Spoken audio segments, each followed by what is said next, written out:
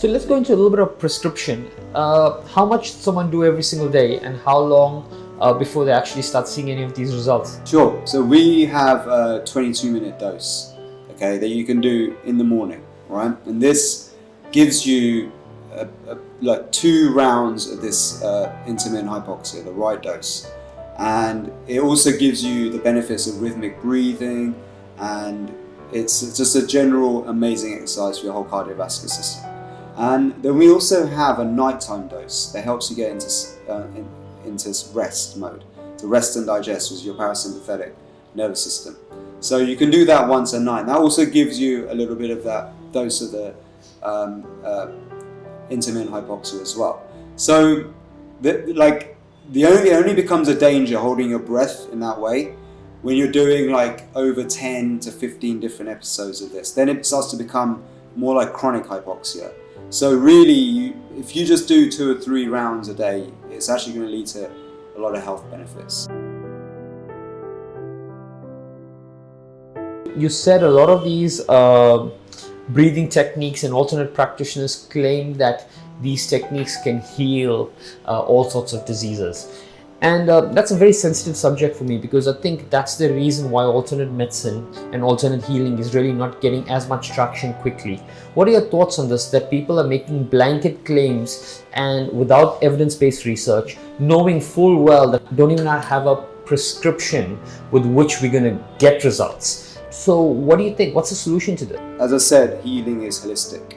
So this is not a cure-all like on its own. You need a holistic approach. And talking now on the level of emotion, and I do believe the source of a lot of people's chronic health problems, like I'm not talking about acute bacterial infections, I'm talking about like diabetes, heart disease, arthritis, autoimmune conditions, the chronic issues, which doctors unfortunately are not very good at dealing with.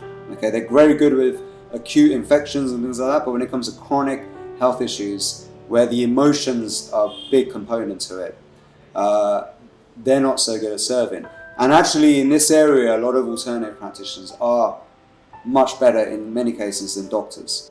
What I really do believe is that what we need is more area of research and more people coming in to fund this research on the mind-body connection, and how just simple breathing practices can help you get into subconscious states, which is what we really help people to do, where you can reprogram this subconscious operating system of the mind. All the best things in life come from having the best mind.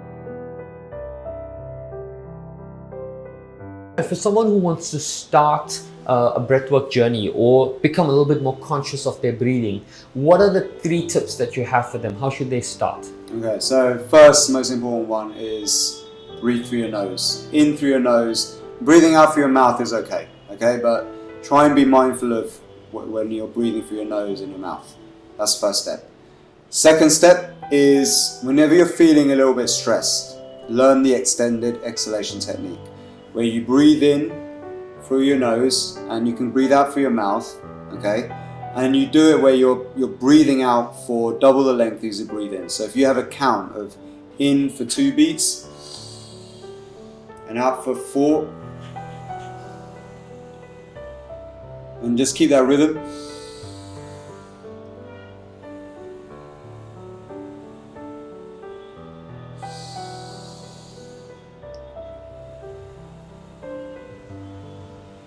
That simple thing will start to calm you down, and get you into flow.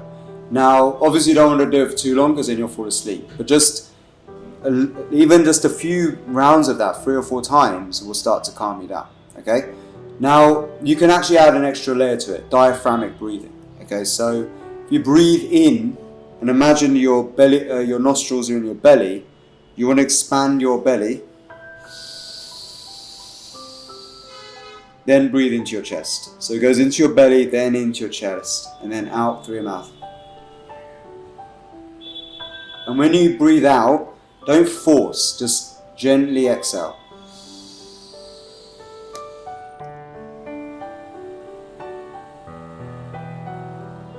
So, and then you can count in your head, in, 2, out, 2, 3, 4. That's it. Okay? So that's that's the extended exhalation, and we use that to help you lower stress, calm yourself down.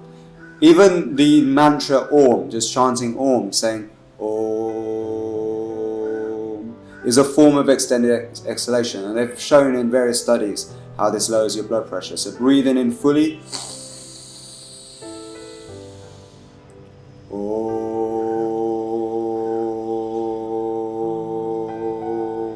and just do like a long exhalation.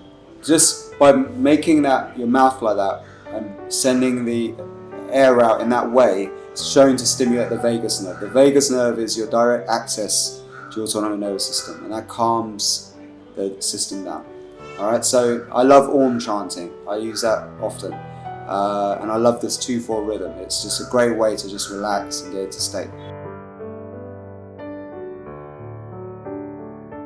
So, what's the minimum dose? I know you said 22 minutes earlier on, but can someone like in their office start with the basic 5-minute breathwork meditation, or do we need to be, does it need to be 20-minute, 22-minute doses all the time? So the most revered technique of all I said is Kumbhaka. Yeah. And that's the holding your breath. I can show you let's demonstration of that as well. So, and that's the one we put into sequence. So that combines rhythmic breathing with breath retention. So we'd usually do a longer version of this, but I'll just show you a demonstration of a basic technique. So you're going to breathe in for 2 and out for 4. Okay, I'll count it like this. So in, 2, out, 2, 3, 4. In, 2, out, 2, 3, 4. In, 2, out, 2, 3, 4. Now fully in. Now breathe all the air out. And now hold your breath.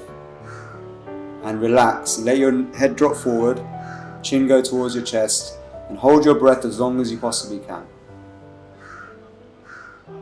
Now what's happening now is that around a minute of holding your breath, hopefully Shayamal can hold his breath that long, the oxygen levels start to drop in the bloodstream, and the blood saturation goes from around 98-99% down gradually below 90%, and it triggers this positive stress response, and you'll start to feel this sensation, these good feelings start to shower around your body as your blood vessels start to dilate.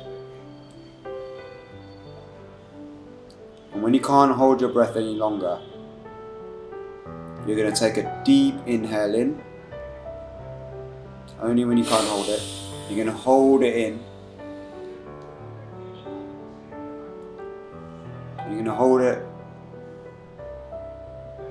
for about 20 seconds, 30 seconds. You can also do the lock again, neck lock.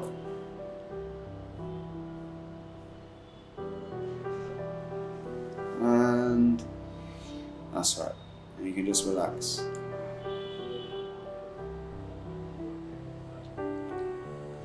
Okay, how's that feel? Feels amazing. Yep. Yeah. So even just doing that once, twice in the morning is great. Niraj, very quickly, I love this technique. Are there any precautions, or are there any condition precedents? If anyone has any specific medical conditions who should not start this, if any of our listeners, do you have anything, counterindications or something that you'd like to mention? Well, the 2-4 rhythm on its own, the breathing in for 2, out for 4, very simple. That's everyone can do that. Okay, and most people are stressed, so they need to do that. All right. Now the Kumbhaka practice, or holding your breath. Okay, we like to teach you how to do that in the right way, so you don't cause any kind of extra stress in the body, because it does create a little positive stress response in the body. So people who have very high blood pressure, which is uncontrolled, should avoid doing this unless it's done with a proper instructor. Okay, and some people with epilepsy may have problems. Some people who have got like very poor breathing, like where the breathing has been limited, like diminished, like maybe COPD 1 or 2, those kinds of states, it may be a struggle to do any kind of breathing practice. But on the whole, almost everyone can benefit from this. So I'm almost at the end of it, but I wanted to speak to you on something that I know is you're very passionate about, and that's altered states of consciousness. Can you explain to us what altered states of consciousness are to our listeners? And is it something that you advise? Do they embark on it for someone who's new? Give us the 101 of altered states of consciousness. The breath is the direct access we have to our autonomic nervous system. And through that, we can actually create any of the substances that exist in nature. And that's how they devise like this systems like Pranayama, Ayurveda, and all these things, which is allow our ability to tap in to our own physiology and control it. What the most revered technique of all, Kumbhaka, allows us to do is to change our physiology in such a way that we can even wake up our own endogenous DMT, the spirit molecule. With the right dose of DMT and done in the right setting, there's almost up to 80% success rates of curing severe depression. Because according to these ancient yogis, using these techniques, we can actually learn about ourselves, self-realization, awareness. And when you have awareness of self and your connection and the feeling of oneness and unity with everyone that exists on this planet, that's when you can find yourself, sense of belonging, community, and your way and your path in life.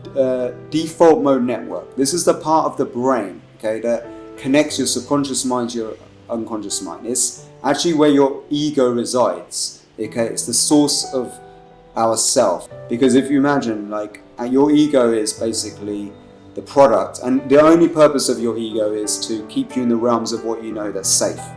Okay. And often that creates habits and practices and beliefs that keeps you locked down and small in society. And it can lead to, stress and depression. So when you quieten down the ego, it allows you, to reprogram.